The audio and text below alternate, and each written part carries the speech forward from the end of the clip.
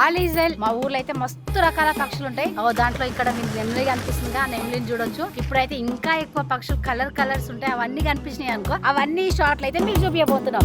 మెల్లగా తెల్లారిందో ఎలా, వెలుతురే తెచ్చేసిందో ఇలా, పోసి నవ్వులతో మెరిసే పసిపాపల్లా, చేదతో బావులలో గలగల, చెరువులో బాతుల ఈతల కళ, చేదుగా ఉన్న వేపను నమిలే వేళ,